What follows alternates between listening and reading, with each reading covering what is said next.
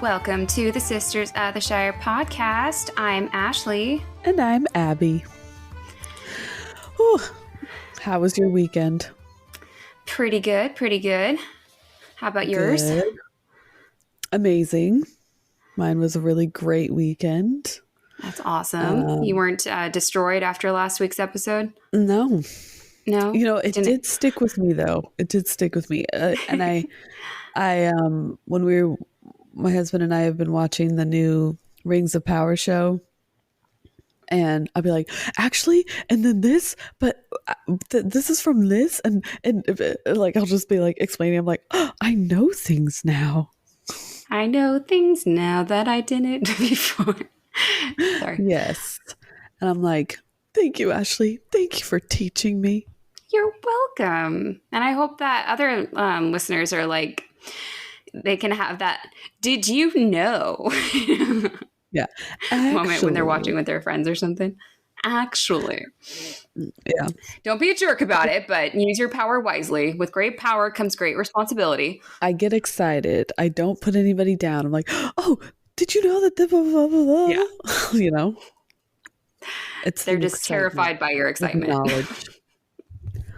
Yes. Yeah. But I feel so smart now. Like I feel very well versed and I know what's going on. And I feel more in depth, like in tune with the depth of the show. So thank you. You're welcome. But I still feel like even before you weren't like you weren't confused by the storyline, which is kind of cool too. No. I just get to know, like I understand the history. Right. That like when they make little subtle nods towards the Silmarillion, I'm like, oh yeah, I get that. I know what they're talking about. Yeah.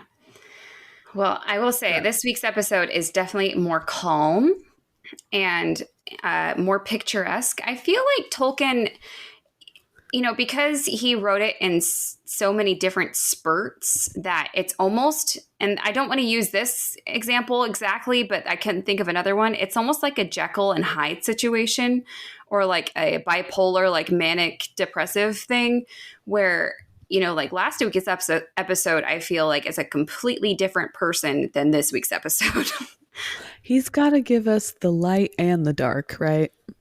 He's got to... Right, but like even in the way so like last week's episode was all about like the story and the war and everything. And this week's episode, he's like describing this like new kingdom, like to the butterfly that, not exactly that, but Yeah. Huh. Well, I'm excited to know what you're talking about. Yes. So to recap, let me see if I can recap. Okay. 1, 2, 3, go. So, this is going to be a super recap because it was a long episode last week, but I know I was going over my recap. I'm like, it's kind of long. Feanor, is like super upset because of all the bad things that were happening of like his dad got moited and it went all dark and like the trees are gone and all that stuff. And then he's like, you know what, whose fault this is? The Valar's fault. So I'm going to do a pep rally of who do we hate? The Valar. Why do we hate him? We don't know. I actually don't know. They actually kind of gave us everything we have, but they suck. Like, to get people to get the elves to follow him back to their original place of birth, I would say. Yeah. And but which is funny because we've realized that like, has he even been there before? So I don't know. Yeah. We don't know. So he wants everybody to go over there, and so he's like trying to convince everybody, and some go and some stay back, and they don't trust him fully. They think he's kind of crazy. And he has like a group, and mostly it's family, but that follow him, and Galadriel's one of them that follow him. Mm-hmm. And they go towards the sea, and then they see the Teleri, who are the sea beach vibes elves who like aren't up on current events because they are off grid, and they're like, what are you doing? And he's like, we need to get across the sea, you should join us. And they're like, we're pretty cool over here. And then he's like, well, we can't get across because we don't have any ships. You have ships. And they're like, yeah, those are ours though. And they're like, not anymore. And then they like start stabbing them. And then it's like really sad because like they're brothers and sisters and like cousins and stuff. And then it's like really sad because like the Teleri were like, wait, oh no, oh no. And then they like lost their ships. And then they like went across. No, before they went across, they didn't have enough ships because that Maiar lady was like, no, you don't hurt my babies. You don't hurt my babies. And then like she like destroyed some of the ships, and then so there wasn't enough ships to bring all of Feanor's people across the sea, the ocean. Anyway, and then so Feanor's like, hey,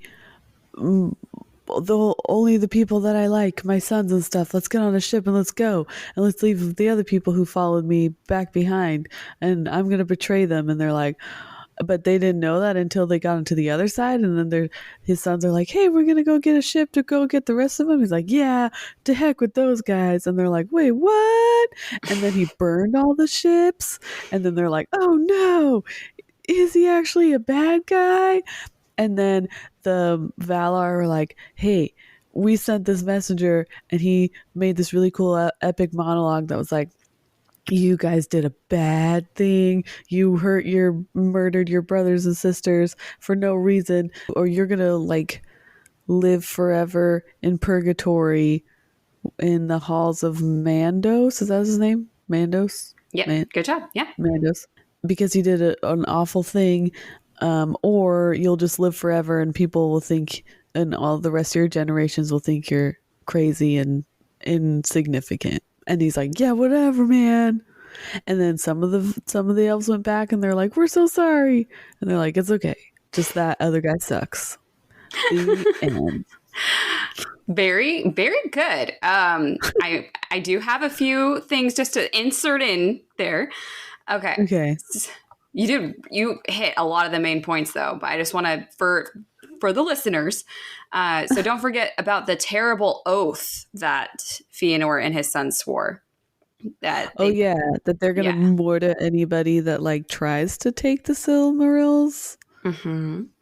Basically vowing to hunt them down. That's like going to be their life's goal, and kill anyone that gets in their way. And it was like a really like dark vow. It wasn't like, here's our quest and we're going to, it's our life's devotion. No, it was like really dark and like sinister, like unbreakable vow, Harry Potter vow. And Finarfin is the only one that goes back to the Valar. Finarfin is the third of the sons of Finwë. So we have Fëanor, Fingolfin, and Finarfin. So Finarfin is the only one that goes back, but his sons and his daughter Galadriel stay with Fëanor and Fingolfin's company to go onward. And Fingolfin and his company are the main people that get left behind when Fëanor takes the ships and burns them. And because they're stranded there, they don't want to go back to the Valar.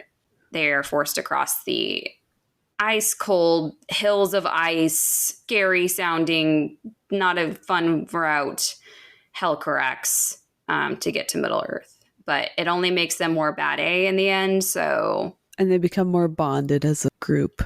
Right.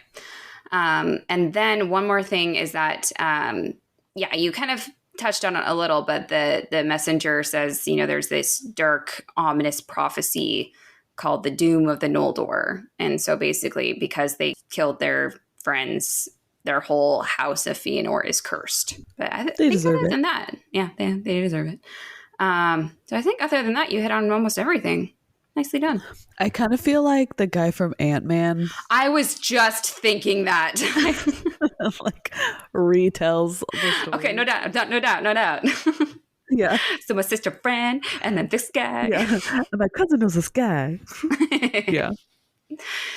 Okay. So where we left off was the Noldor that are in Fëanor's party just made it to Middle Earth. Fingolfin and his party are making their way slowly to Middle Earth across the Hellcrux. Finarfin and some of the Noldor stayed in Valinor. Right? Uh-huh. Okay. So. Are the Teleri all dead? Not all of them. Okay. Because I think Olwe lived. Okay. Yeah. But speaking of the Teleri, we are actually going to go back in time to where we last left things in Middle Earth. Okay. Before everyone made the trek across the ocean, we started in Cuiviénen, and there was those main groups of elves. Mm-hmm. Correct. Okay. You're with me? So you're saying this is back in time where they were starting their trek to go to Valinor. Correct. Okay. So, do you remember Elwë? He was the one that had his like love bubble zing moment in the forest with Melian. Yes. Okay. And then he changed his name, right? Correct. So he was one of the Teleri in the beginning before it went across the ocean. He came across Melian in the forest. They immediately had this love bubble zing moment. She gave him some of his powers, or some of her powers, sorry. And he basically got a makeover, rebranded himself, and now he goes by Elu Thingol. Oh, yeah. We couldn't remember what Thingol reminded us of. Yep, still can't figure it out. So, King Elu Thingol and Queen Melian rule the majority of the elves in Middle-earth, and they are called the Sindar, or the Grey Elves. The Grey Elves. Sindar sounds familiar. Yes. Well, we'll get to that later. But the main area that we're talking in this time, it's called Beleriand. It's kind of confusing. I like to think of it as when America was first getting settled and you are looking at the maps, and of course, like all the colonies are all, designated, but then like the West is just known as like Oregon or the Western Territories. It's just not quite figured out yet. The wild country. But then like over time it, starts, okay, now that's California, and then it's Oregon. Okay, now it's Washington, Oregon, and, so Beleriand is going to kind of go through that transition, but we're just going to kind of blanket statement say Beleriand right now. Okay. Thingol and Melian are ruling this area with their group called the Sindar, and they have one daughter who has an epic story we'll hear later, but just as a precursor, her name is Luthien. She is one of the most badass people you'll ever hear about, but that's later. But just get excited.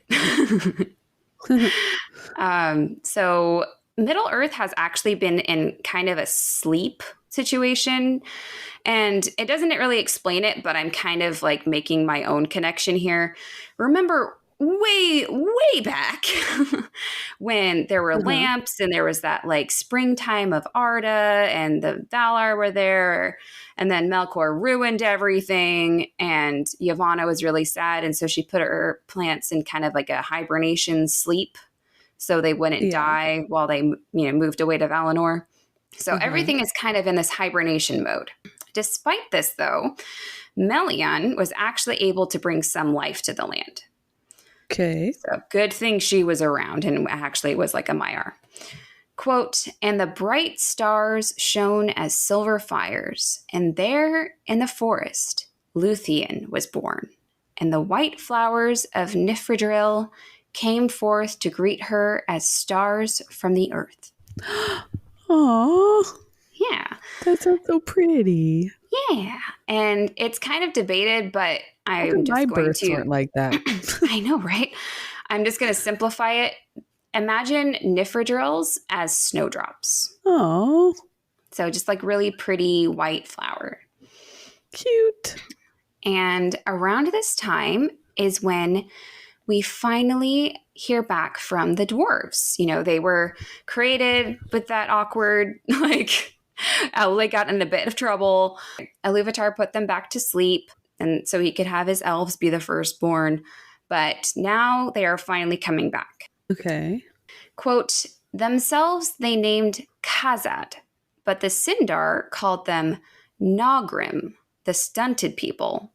Rude. And Rude. Gonhirim, masters of stone. Mm. So I don't know where the dwarves part came from. Maybe that was, I think, oh yeah, that was men that call them dwarves. But the Sindar call them the Nogrim, but the dwarves call themselves Khazad. And yes, that's like Khazad-dûm. Cool. The Khazad-dûm thing reminded me. We were watching the show, Colt and I, and it says Khazad-dûm. He knows how to pronounce, but I don't know why he said it this way. He's like, why are they going to Khazad-dûm? Khazad-dûm. I was like, It sounds like a excuse me, wizard, like, sir. yeah. It's like Khazad-dûm. Khazad-dûm. Khazad-dûm. You Anyway, need to do it with that southern accent guy that you do. down on Khazad-dûm.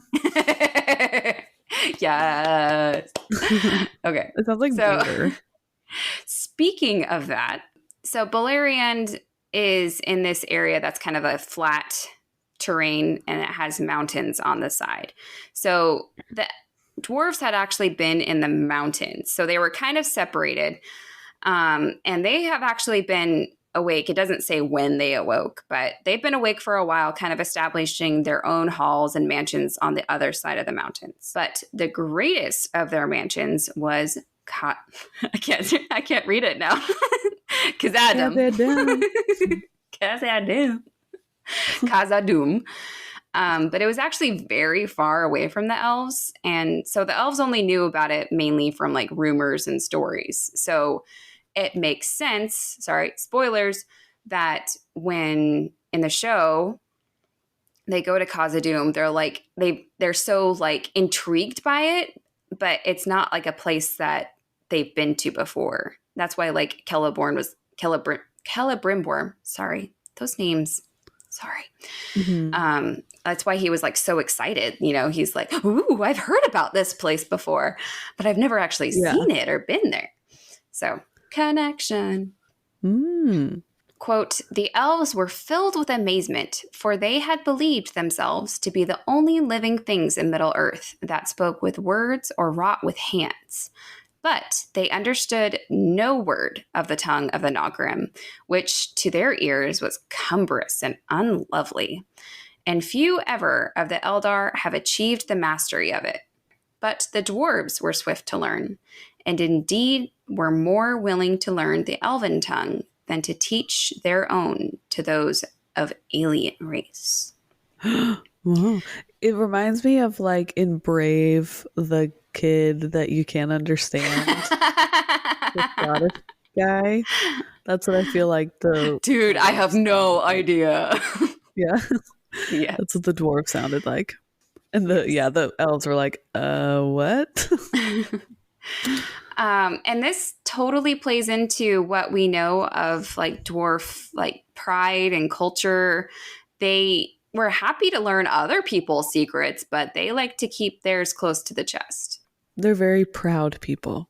Yes. So the elves rarely went to the dwarf cities themselves. It was more often that it was dwarves that came to their cities.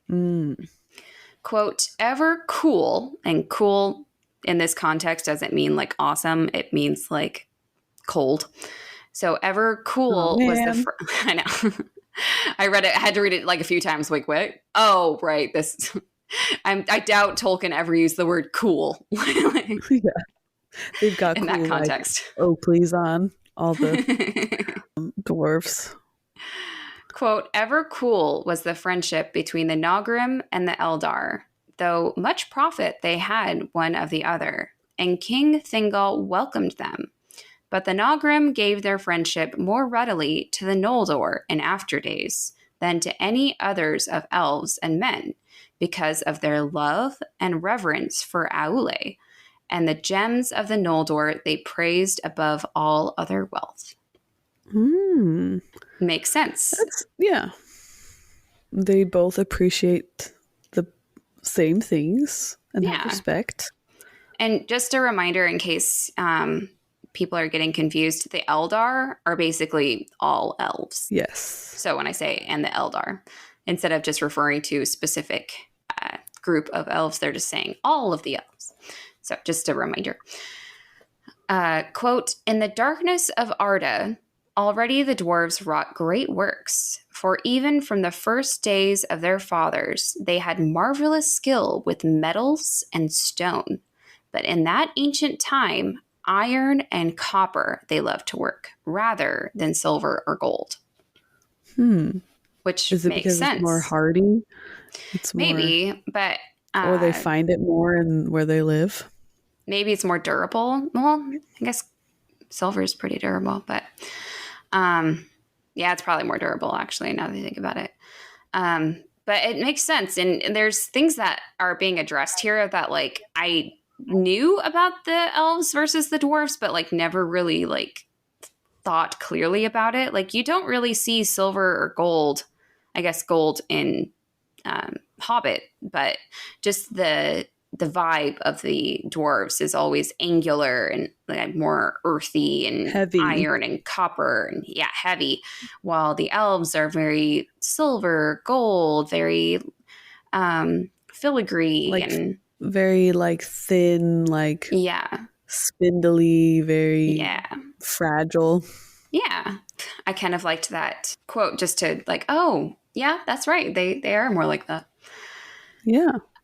Melian, because she was of the Mire, did have some gifts of foresight. And remember, the timeline, we are back in time. So the timeline on Valinor is also back in time. Melkor isn't unchained yet. He's still in his Mandos prison. But she saw that Melkor was going to be unchained soon, and she warned Thingol that their peace wasn't going to last. So Thingol decides he wants to make a dwelling for himself that was strong but still kingly. So who better to consult for such a dwelling than the dwarves? And, they were actually with pretty hard hat. They were actually pretty happy to take the job. They've been looking for work. They didn't, have anything on their schedules that day. So we could pencil you in. So they teamed up, and in exchange, Melian actually taught them some things of the Maiar skills that she had, and Thingol gave them pearls. Now, you might be wondering where Thingol got pearls because he's inland. Well, Beleriand actually does go all the way to the sea. And there was a group way back when that missed the boat, their fairy island boat, to go to Valinor, and they were really sad. No. Do you remember that? It was just like... just so sad. So they missed the boat. Seeing a kid run after the bus. Like, yes. wait for me. Osei made friends with them. They decided to stay on Middle Earth on the coast and continue looking for their missing friend, Elwë, who was MIA at the time because he was in his love bubble. They were called the Falas, if you remember. Does that sound vaguely familiar? Yes. And I haven't decided how I'm going to say his name yet. Círdan or Círdan? I haven't decided. We'll go with Círdan right now. Well, it's hard because I thought in just normal English when I saw the name Celebrimbor, it was Celebrimbor, but no, it's Celebrimbor. Yeah. So I'm like, why is it a hard C? So I don't know. Yeah. So I'll go with Círdan for now because it's Cirdan. Hmm. I could look it up, but I'm just going to go with Círdan right now. So Círdan. Círdan. So he was the leader of the Falas. They were still in Beleriand. They were still kind of in their realm, but they were on the sea. So they had pearls aplenty because they were always by the ocean. And apparently this is before things were overused. I can't think of the word I'm trying to say. Over hunted. Yeah. So anyways, the dwarves, not really an ocean people. But so they'd never really seen pearls before, so they considered them really valuable. So they were happy to trade, Melian teaching them stuff, Thingol giving them pearls, we'll build your mansion. And they built it in the style of dwarves, deep in the earth, actually. Oh. And I don't know why this is the first thing that comes to my brain when I hear this description here in a second. But do you remember in The Last of the Mohicans when they're underneath the waterfall in the caves? If that makes any sense. Yes. Okay. So that's what I have in my mind. A place like that where it's like an underground, but like still like there's water, there's caves. That's what I'm picturing in my brain. But okay. After this quote, you might picture something else. Okay. Quote, there rose in the midst of the forest a rocky hill, and the river ran at its feet. There they made the gates of the hall of Thingol, and they built a bridge of stone over the river, by which alone the gates could be entered. Beyond the gates, wide passages ran down to high halls and chambers far below that were hewn in the living stone, so many and so great that the dwelling was named Menegroth, the Thousand Caves. Wow. Yeah. That's a lot. Yeah. But how many bathrooms, am I right? But he... so it's an elf living in there. Yes. But, okay. I don't feel like that's really his aesthetic, but okay. Well, just you wait. So the elves actually did end up working on it together with the dwarves, each working to their own strengths. So it does sound very dwarvish looking and feeling, but Melian actually wanted the, quote, wonder and beauty of Valinor to be part of it as well. Okay. Okay, so here's more of the elf side. Quote, the pillars of Menegroth were hewn in the likeness of the beaches of Arome. Beaches as in the tree, not a beach with like ocean. Oh, dang it. Yeah. Were hewn in the trees of Arome, and they were lit with lanterns of gold. The nightingales sang there as in the garden of Lorien, and there were fountains of silver and basins of marble and floors of many colored stones. Carven figures of beasts and birds there ran upon the walls or climbed upon the pillars or peered among the branches entwined with many flowers. And as the years passed, Melian and her maidens filled the halls with woven hangings wherein could be read the deeds of the Valar and many things that had befallen in Arda since its beginning, and shadows of things that were yet to be. That was the fairest dwelling of any king that has ever been east of the sea. Wow. That sounds pretty. Right? So it's if you had never read the Silmarillion, you would never believe that the elves and the dwarves had worked together to create something so beautiful together. Uh-huh. Like, I really wish this was visualized somehow. I want to see this. Hey, maybe we will. We got to see a really super cool Khazad-dûm True. In what is it called? The show. So Yeah. So now Melion and Thingol have their perfect mansion, and everything is just peaceful and beautiful. And they stay pretty isolated in their perfect little kingdom. So they only receive news from the dwarves when they come, to work on the mansion or they come to trade. And as the years go by, news comes from the dwarves that the evil creatures that Melkor had made before his captivity have started to multiply and spread. Ew, gross. How are they multiplying? Gross. Right? Quote, wolves there were, or creatures that walked in wolf shapes, and other fell beings of shadow, and among them were the orcs. They were yet few and wary, and did but smell out the ways of the land, awaiting the return of their lord. Whence they came or what they were, the elves knew not then, thinking them perhaps to be Avari, who had become evil and savage in the wild. Avari? So, yeah, I was wondering if you remembered. So, the Avari were the unfortunate elves who, in the very beginning, when they first awoke in Cuivienen, were kidnapped by Melkor. Oh, yeah. And later tortured and turned into orcs. So, their guess was pretty close.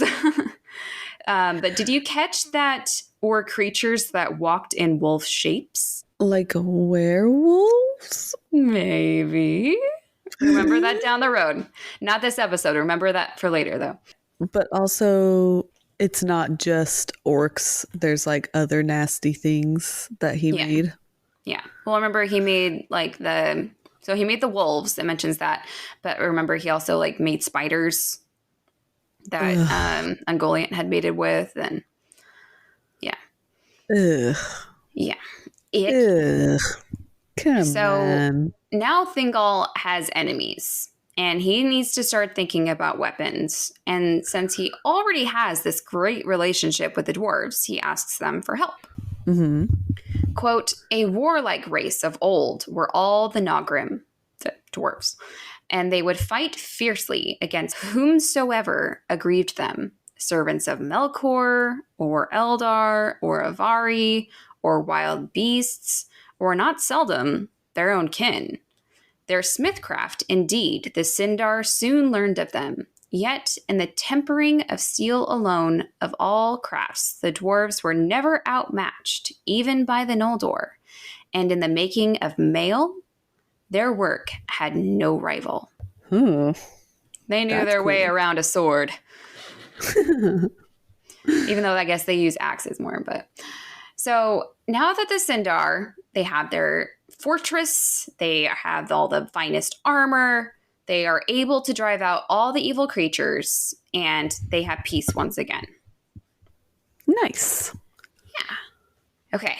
So again, going back in your memory, way back when the Teleri were, traveling to eventually get to Valinor, they came across a scary mountain pass that they didn't want to cross, and they just stayed by the river they were at. Mm-hmm. Mm-hmm. The leader's name was Lenwë, and they were called the Nandor. Yes. Okay. So this group had been actually living pretty humbly in the forest. They didn't have any steel weapons or anything like that.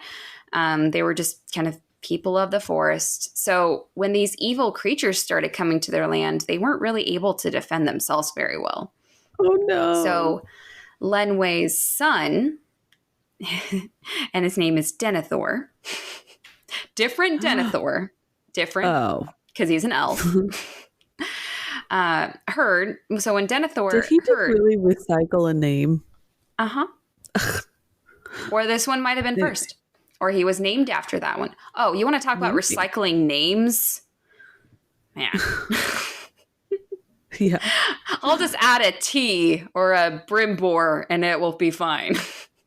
They won't notice. Yeah.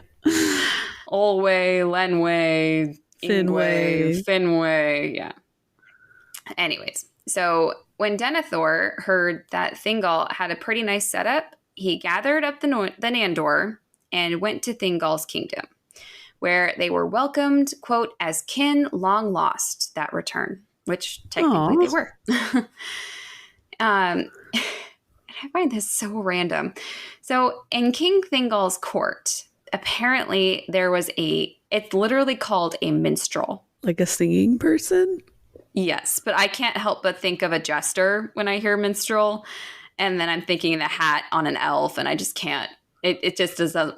My brain can't I process think it. of, I think of the rooster from Robin Hood. Oh, that's a good one. So he was known as the minstrel or chief lore master. Cool. Yeah. Basically, he's a bard. Anyway. Yeah. Yeah. That's more. But when I first read minstrel, it just painted a picture, and I couldn't get past it. Like Sir Robin and his merry minstrels from Yes. Monty Python. But he's actually most known for creating the first runes. And when the dwarfs saw them, they loved them. So much so that they learned them better than the Sindar. And the first so what? Runes. Oh, Runes. Runes. Yeah. Okay. And so the dwarfish runes are henceforth called again with these C's. I don't know which way to go with you, Tolkien. I'm going to go with Cirth. Cirth. Cirth. Okay. And they were adopted by the dwarves and used for their record keeping. Okay.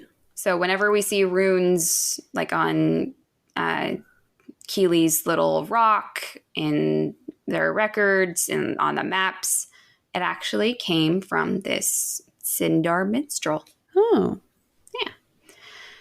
So the Sindar, even though he was the one to come up with them, they didn't actually really like this rune system, and they didn't use it for record keeping, which is unfortunate because much of their history of this time is actually lost. Oh, no. Yeah.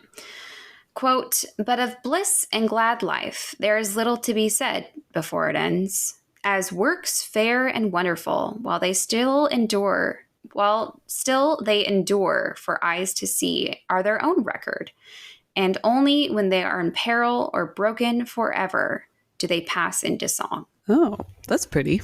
I know. Actually, I had trouble keeping up with it, but if you kind of break it down a bit more, it actually is really pretty.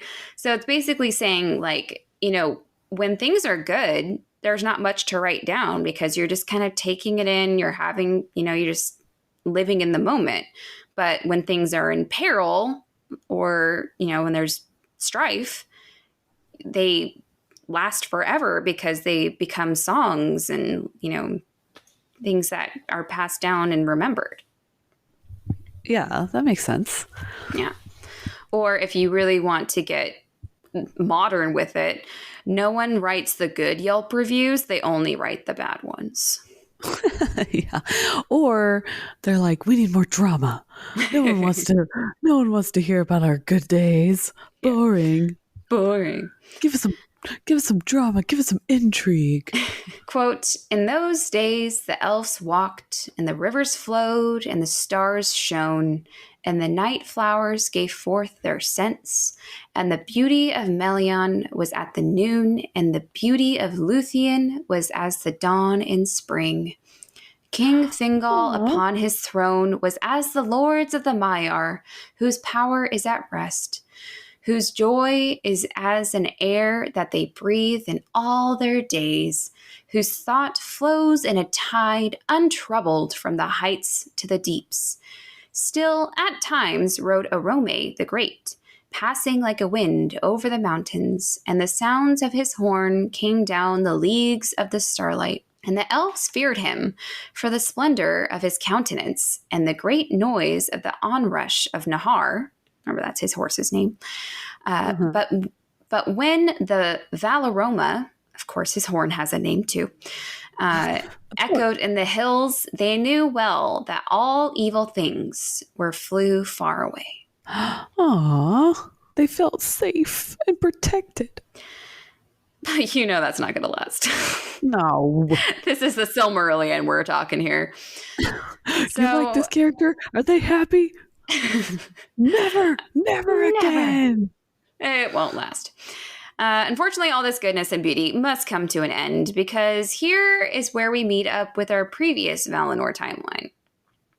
So we already knew that Melkor and Ungoliant, after they, wipe out the two trees of Valinor, they escape across the Hellcrax. She starts winding him up in her webs. But what we don't know is the story from the side of the people already on Middle Earth. Okay. Apparently, when Melkor gave his epic scream, cry, yell, the elves in Beleriand actually... in my brain is goofy. Yeah.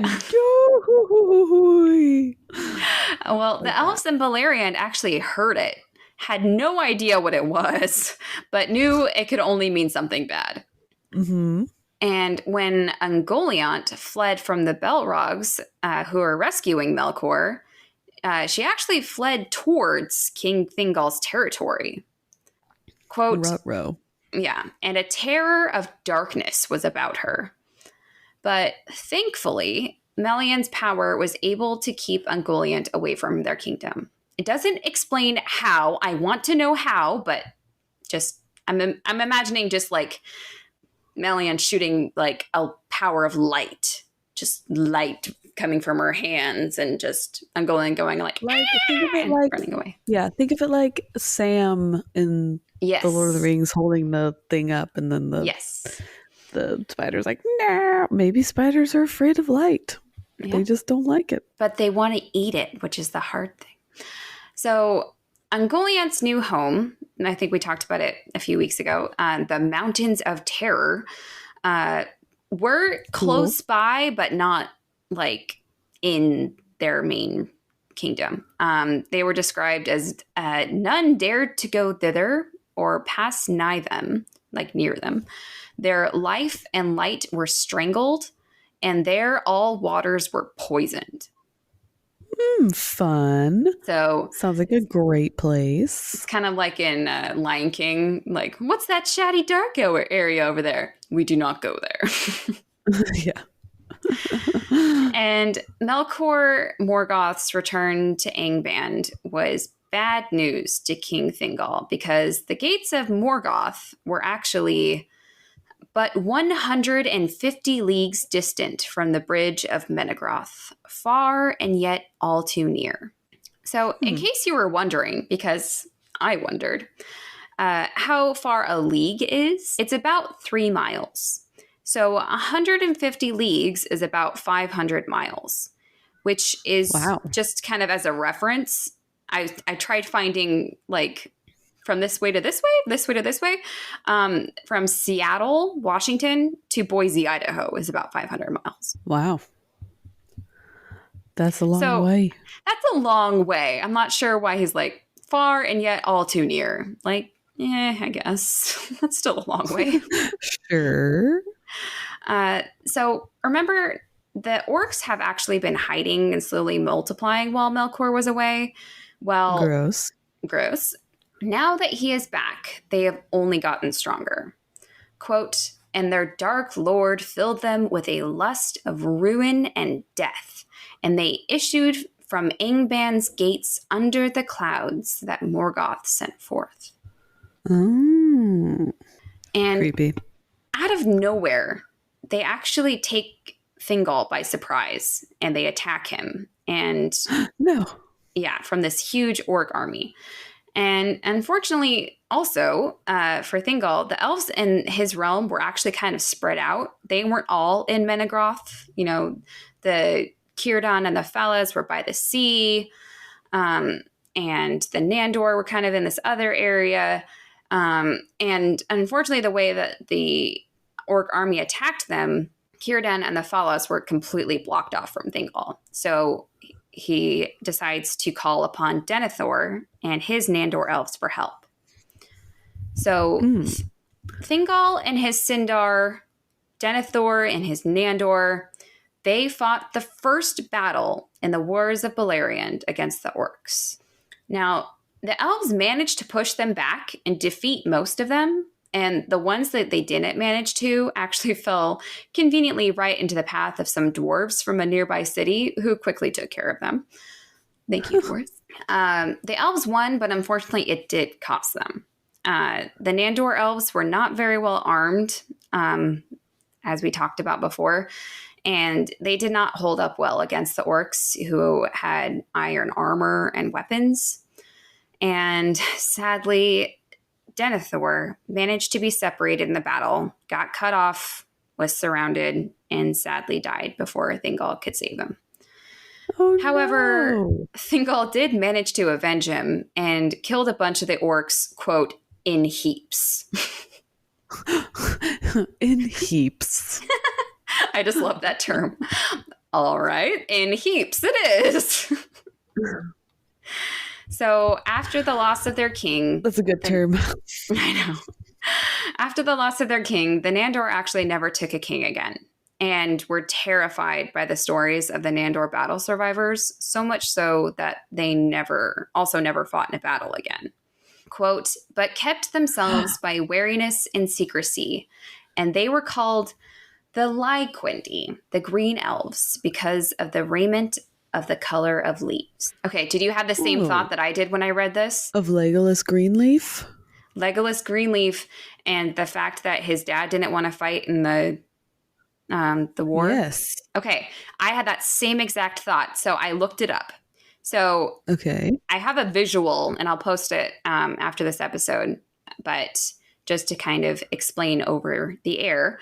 So we have the main Teleri group. Okay.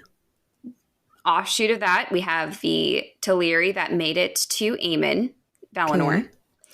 Then we have the Sindar, or the Grey Elves, that stayed in Beleriand on Middle-earth. Now they live in that cool underground castle.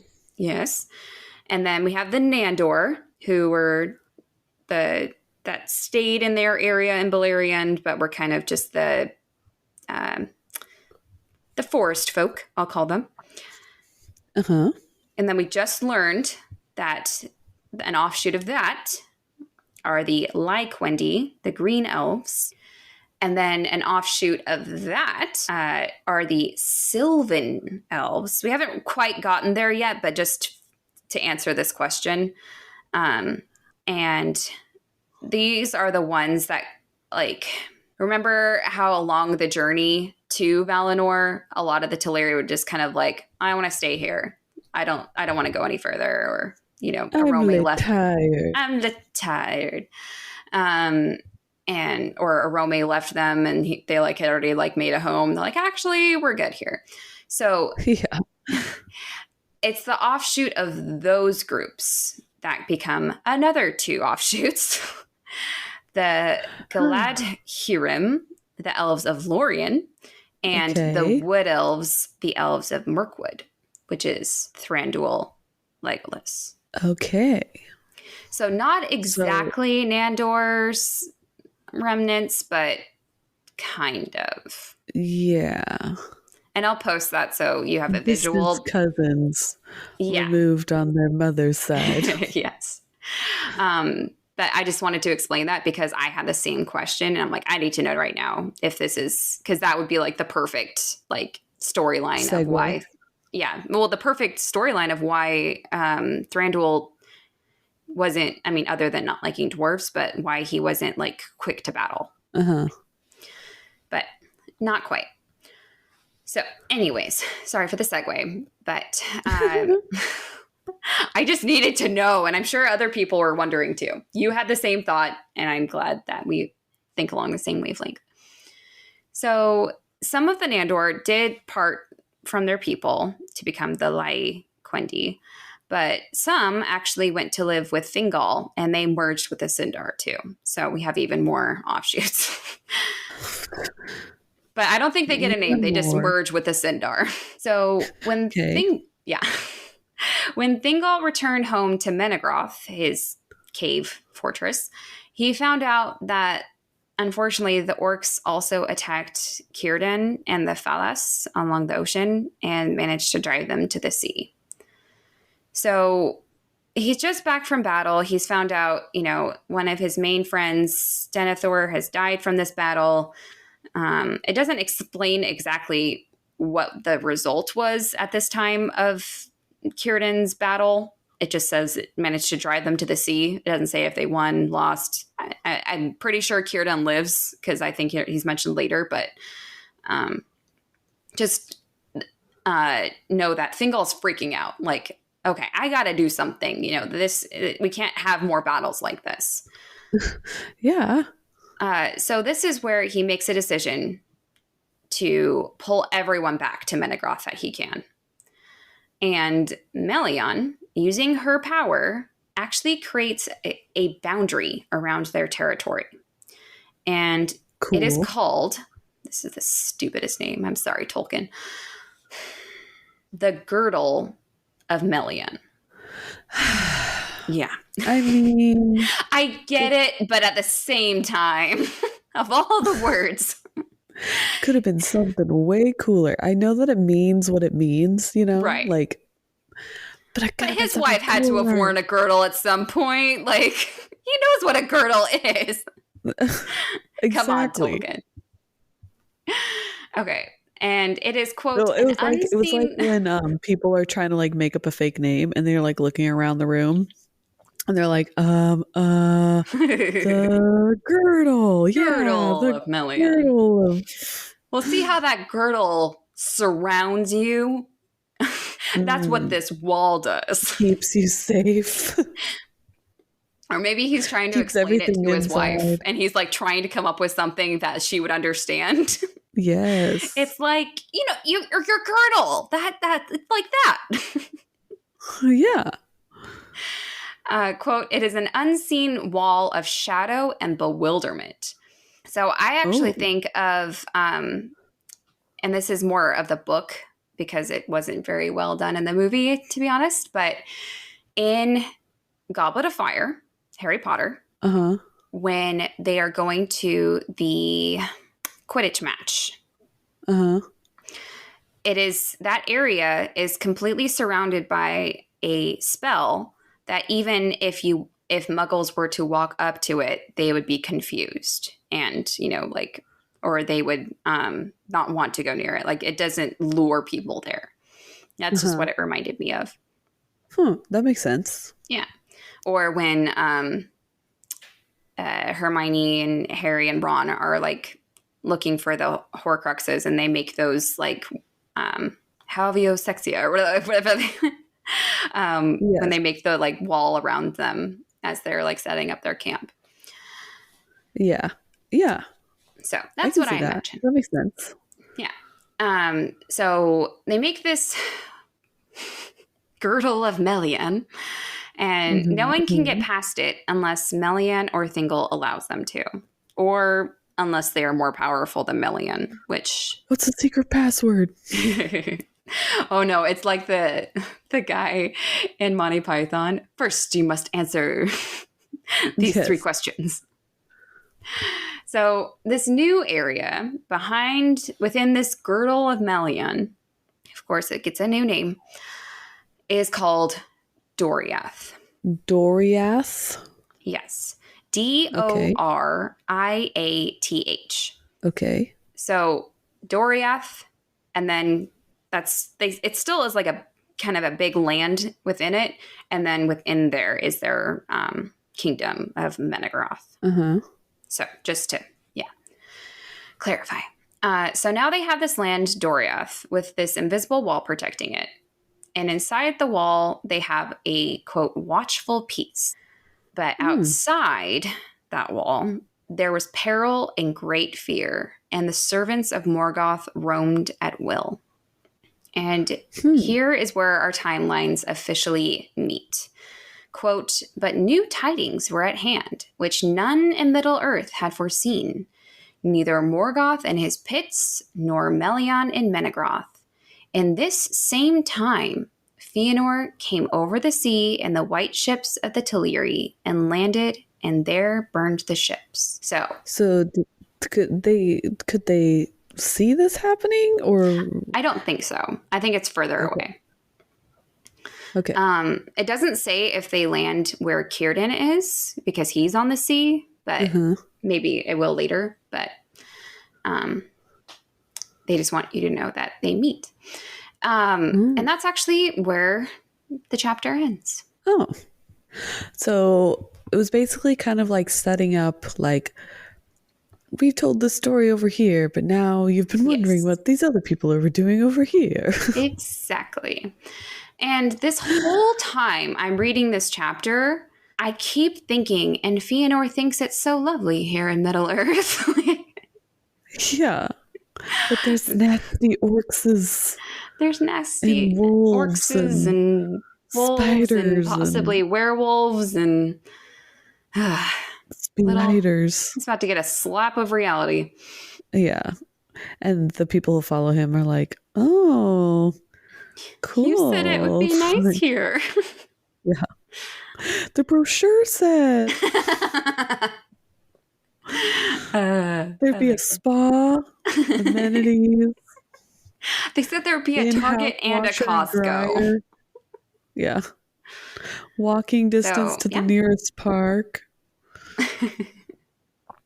the park good is school actually system. Hank Band. Yeah, a good school district. The school district Um, is ran by the orcs. yeah, no, it's the what is it? The lady who was teaching everything. Oh, The Melian, yeah. Yeah. Um, well, that's cool that he gives you like a history of everybody. It's not just choosing one storyline and kept going. I like that he Yeah, kind of was like, oh, don't forget about these guys. They're doing stuff over yeah. here. And do you see It what I does mean all come when together. it's almost like it's a Jekyll and Hyde? Like, I feel like this chapter was written by a totally different author. Or he wrote it and then he's like, I gotta slip this in here somewhere. Yeah. Uh And that's okay, I guess where, yeah, poor Christopher. yeah. It's Christopher's fault. Yeah. But I mean, if you write these chapters in different times, I mean, who knows how many years have passed or months or, between writing this chapter and the chapter before. It's like that picture of Charlie from It's Always Sunny in Philadelphia where he looks insane and he's like has a whiteboard behind him that has like all these things written everywhere and it has strings like linking Hmm. them all together and he like looks insane like he's like trying to figure it out and explain it at the same time. I think that's what Christopher looked like when trying to put all this together and make Oh, it yeah. make sense. Yeah. There's a meme out there about like how Tolkien just kept changing his mind about like this certain like heritage of someone. And at the very end, Christopher's like, Dad, what am I supposed to do with this? Yeah. I don't like this gift you've given me. Can I have something else, please? Yeah. Imagine C.S. Lewis's kids are like, "Thank you, Dad, for finishing it before you died." Yeah, and I'll like I know it's in a weird order, but that's just silly old dad, I guess. Yeah, But well, thank you for teaching me today. you're welcome. And just as a FYI announcement, we are at 699 plays, Whoa. almost to 700. So keep Whoa. listening, keep telling your friends, keep spreading the word. And please, please rate and review on all your platforms on Apple Podcasts or Spotify, wherever you listen to this. It'll That only really, take you a few minutes to do it. And yeah, it's like you only have to do it once.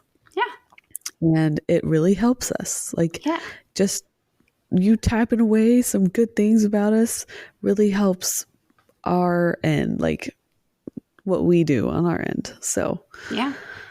if you would be so kind, Please, please, please. please. Well, oh, okay. So I wanted to start doing this and I pulled it up earlier. Um, that I want to learn an elf word at the Oh, end, yeah. an elven word, um, at the end of every uh, Episode. episode. So, what are we learning today? The pronunciations of things. So you know how like we were saying that Círdan, word, Círdan. yeah, yeah. So it says the consonant C is always has the value of a K Oh, good to So know. like I was never right. an S or a CH. So it's Celeborn, not Celeborn or So he doesn't Celeborn like or whatever. Cinderella, Yeah. which never makes But sense if to me. it You try is a teaching C, that to your child. if it is a CH, like written out, it is the same, like CH. Like cheese. So the word of the day is Alda. Say it Alda. with me. Alda. Alda. And it's an easy one today. I thought it would be fun. It is the word for tree, I like an it. Alda. Okay, but is it weird that the first So thing I think of is Alderaan? Like that doesn't quite match up. Alda what? Alderaan. Oh. Sorry. I just finished The A-L- Mandalorian with my daughter. ALDA. Alda. Alda. I really wish that it had like something to do with the end to like make a word for that, but also they say that Treebeard says Alda, but he says it. Sorry, I just Googled something to help too. Fangorn Forest. Mm-hmm. Aldalome. Yeah, that's what I said. So it's an Yeah. Aldalome, which is what Treebeard calls it Yeah. because it means tree shadow because it's a dark forest. So, Yeah. oh, sorry. Are you ready for another one? Mm-hmm. Apparently, remember how all the Valar have like 6 names? And I only told you one because I didn't want to confuse you. Mm-hmm. Well, one of Arome's names is Alderon, Lord of Alderon. So Trees. like, cool. Right? I like this. Root words. Yes. So I thought I'd start off with an easy one today. Yeah. Alda. It's the Quenya word for tree. Mm.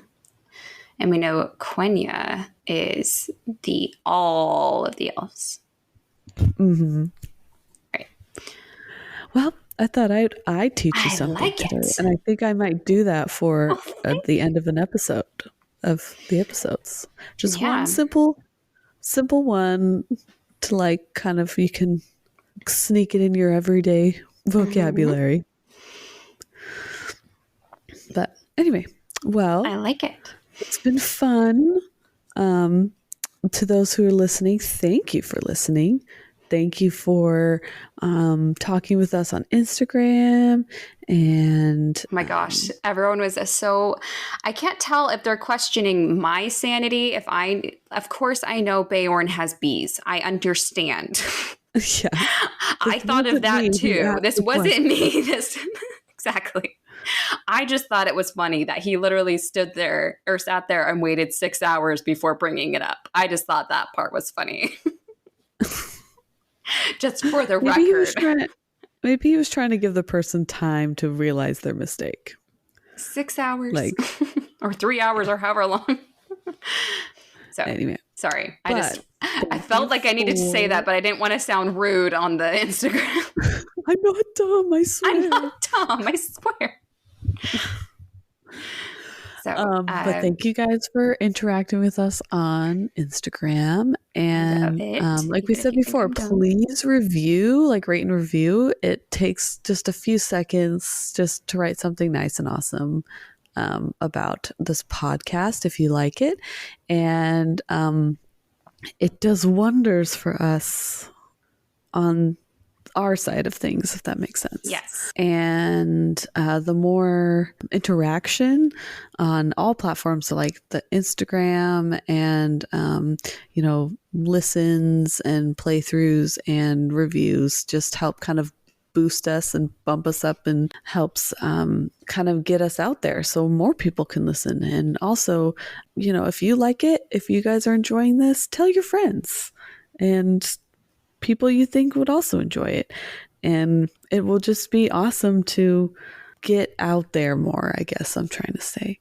Because we work hard on this and Ashley puts in a lot of time and it's a lot of effort to make this happen for you. And if you guys like it, then let us know. Help us out. Well said, Abby. Thank you. And We hope you guys have a great rest of your week. I've been Abby. And until next week, I've been Ashley. And thank you for hanging out with us today, and we'll see you next time. Bye. Bye.